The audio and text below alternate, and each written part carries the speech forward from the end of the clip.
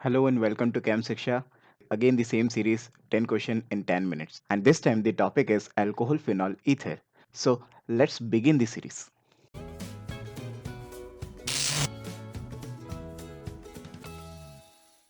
Okay so first question is about कि आपके पास कोई ईथर है और उस पर आपको HCl का अटैक कराना है।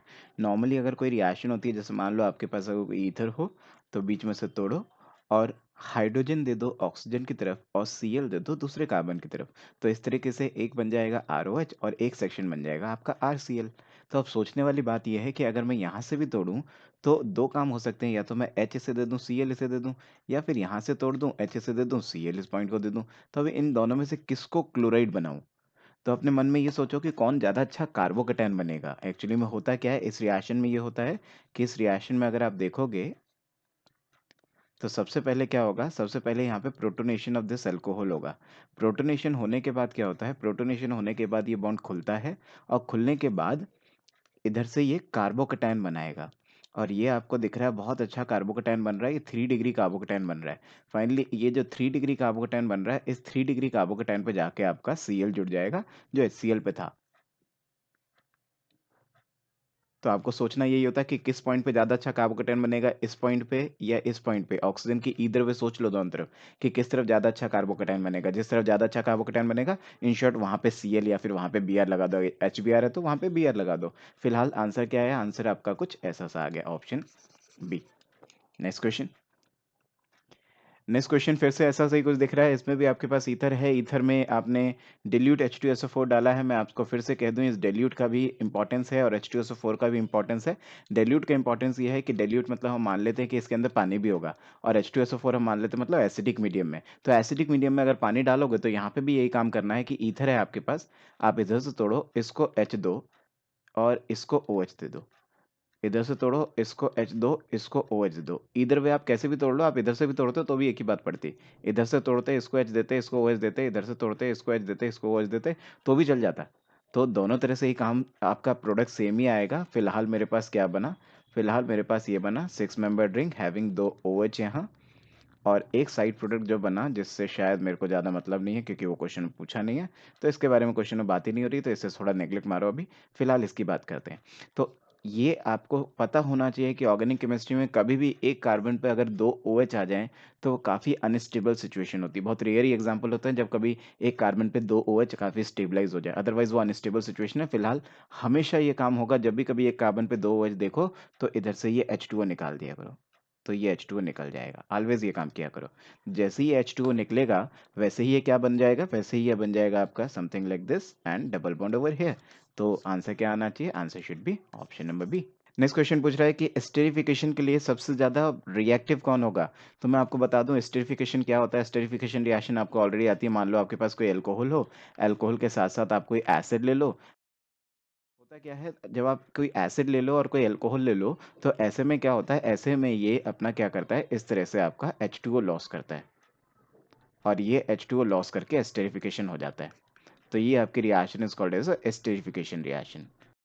तो इस रिएक्शन की अगर ईज आपको देखनी है तो हिंड्रेंस कम से कम होने चाहिए। मतलब अगर आपसे कोई पूछे कि अल्कोहल कौन अच्छा रिएक्ट करेगा, तो अल्कोहल के लिए जितना कम हिंडर्ड अल्कोहल होगा उतना ज़्यादा आपका स्टेरिफिकेशन करेगा। जैसे कि सबसे अच्छा स्टेरिफिकेशन करेगा ये, उससे थोड़ा सा बुरा स्टेरिफिकेशन करेगा ये, थोड़ी सी हिंड्रेंस बढ़ जाएगी तो कम स्टेरिफिकेशन करेगा।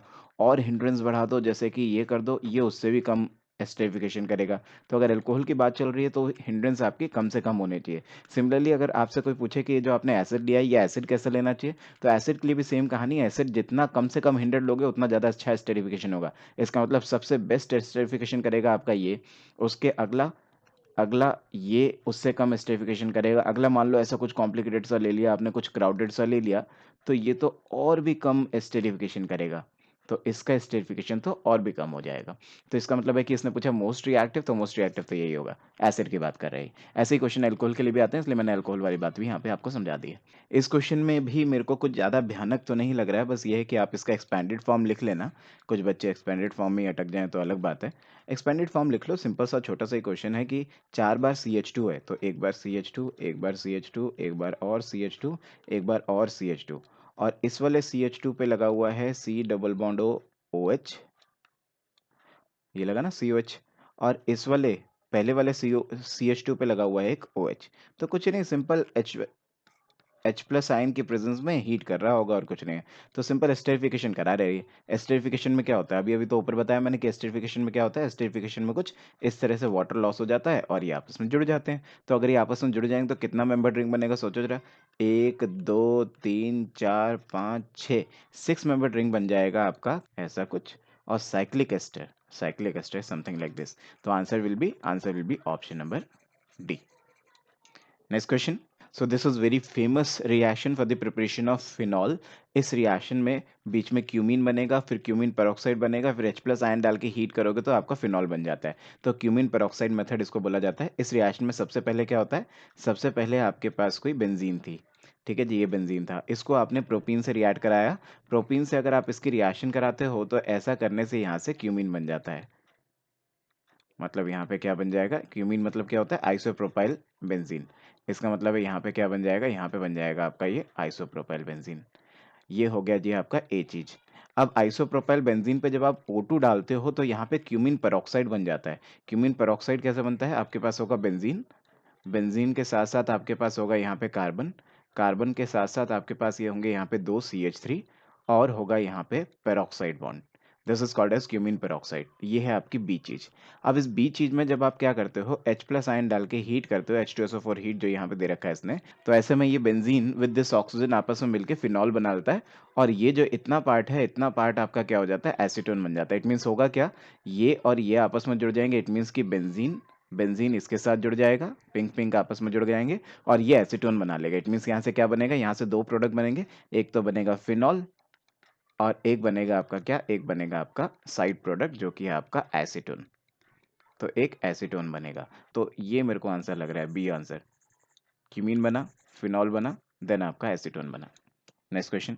This is also one of the famous question. यहाँ पे अगर आप देखोगे तो इसने क्या करा रखा है, परऑक्सी एसिड से रिएक्ट करा रखा है।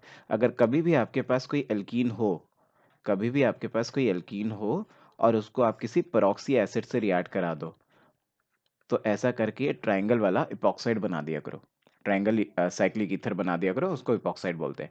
तो ये इपॉक्साइड बन जाता है। यहाँ पे आपको ये पहचानना जरूरी है, COOH होना चाहिए। मतलब यहाँ पे आप देखो रिएजेंट क्या लिया है इसने, PH C double bond OOH। मतलब इसने क्या लिया, इसने एक्चुअली बेंजोइक एसिड का पेरोक्साइड लिया है। तो इस दिस पेरोक्सी बेंजोइक एसिड। तो पेरोक्सी बेंजोइक एसिड जब जब भी लोगे तब तब ये काम होगा। इसके बाद इसने क्या किया, H प्लस आयन डाला। H प्लस आयन डालते ही क्या होगा जी, इसका हो जाएगा प्रोटोनेशन। प्रोटोनेशन होगा तो यहाँ पे ये हो जाएगा ऐसा। देन इसने रिएक्शन करा दी किससे, CH3OH से। CH3OH से अगर आप इसकी रिएक्शन कराओगे तो ऐसा कराने से जो लोन पेयर है, ये लोन पेयर जाके आपके अटैक करेंगे यहाँ और इसको खोल देंगे। यहीं क्यों अटैक करें, आपको अपने मन में सोचना होगा, ये पॉइंट ज़्यादा अच्छा कार्बोकैटायन है या ये पॉइंट ज़्यादा अच्छा कार्बोकैटायन है। तो आपको समझ में आएगा ये 3 डिग्री कार्बोकैटायन बनेगा जबकि ये आपको 1 डिग्री कार्बोकैटायन बनेगा, इसलिए this point is more electropositive. तो आप अपने मन में सोचो कि कौन ज़्यादा अच्छा पॉजिटिव सेंटर होगा, अगर होगा तो ये ज़्यादा अच्छा कार्बोकैटायन बनेगा अगर बनेगा तो। इसलिए आपका जो अटैक हो रहा है वो इस तरफ हो रहा है, इस तरफ नहीं हो रहा है। तो इधर से आप इसको अटैक कराओ, इसको खोल दो। ऐसा करने से क्या होगा, ऐसा करने से ये बन जाएगा, this will give you something OH यहाँ एंड OCH3 यहाँ। Next question is this thing, कह रहा है डायज़ोनियम सॉल्ट बनाया। आपको ये पता होना चाहिए NaNO2HCl अगर आप लेते हो तो ऐसा करने से क्या होता है, ऐसा करने से आपका डायज़ोनियम सॉल्ट बन जाता है। डायज़ोनियम सॉल्ट क्या होता है, N2+Cl-आयन। इस N2+Cl-आयन पे अगर आपने पानी डाल दिया तो फिनॉल बन जाएगा। यहाँ से हमारा ये चैप्टर शुरू हो गया। जैसा कि मैंने आपको बताया, इस चैप्टर का नाम है अल्कोहल फिनॉल ईथर। तो फिनॉल की रिएक्शंस आ गई। अब फिनॉल की ये बहुत इंपॉर्टेंट रिएक्शन है, ब्रोमिनेशन पानी की प्रेजेंस में। फिनॉल का जब भी कभी आप ब्रोमिनेशन कराओ पोलर सॉल्वेंट की प्रेजेंस में तो ऑलवेज ट्राई ब्रोमिनेशन हो जाते हैं। तो यहाँ पे होगा क्या, फिनॉल पे यहाँ पे 3-3 Br लग जाएंगे। एक Br यहाँ, एक Br यहाँ और एक Br यहाँ। तो इसको जरूर याद रखना, जब भी कभी आपके पास पोलर सॉल्वेंट होगा तो फिनॉल पे हमेशा 3 Br लग जाएंगे। जबकि अगर कब यही मेरे पास नॉन पोलर सॉल्वेंट होता तो 3 Br नहीं लगते, फिर मोनो सब्स्टिट्यूशन होता, फिर या तो ऑर्थो या पैरा पे ही लगता। पैरा पे ज़्यादा लगेगा, ऑर्थो पे कम लगेगा, इसलिए वहाँ पे पैरा वाला प्रोडक्ट बनेगा।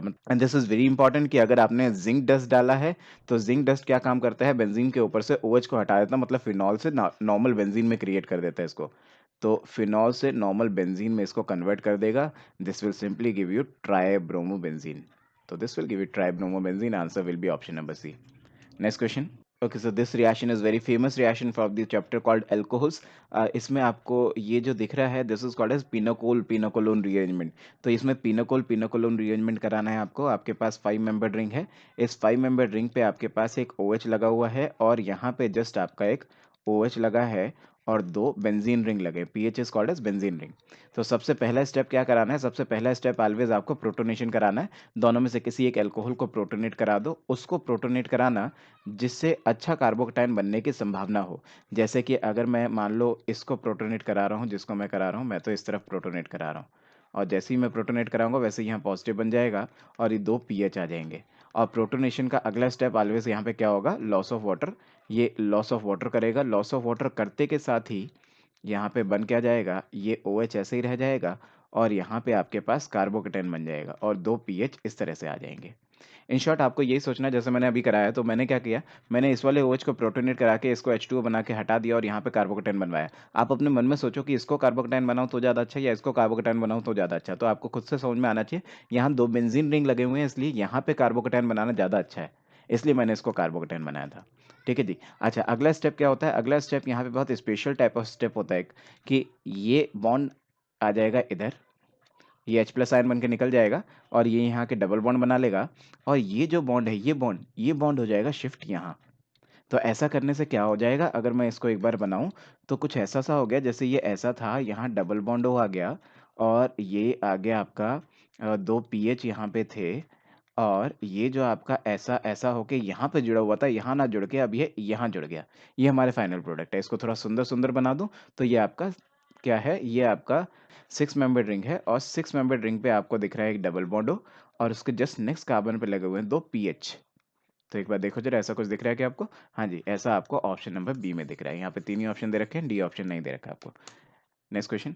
नेक्स्ट क्वेश्चन फिर से ईथर का HI से रिएक्शन करा रखा है उसने। ईथर का अगर HI से रिएक्शन कराओगे तो आपको ये सोचना पड़ेगा अपने मन में कि भाई किस तरफ कार्बोकैटायन बनाना ज़्यादा अच्छा है। आप अपने मन में सोचो कि भाई सबसे पहले तो क्या हो जाएगा? सबसे पहले तो होगा प्रोटोनेशन।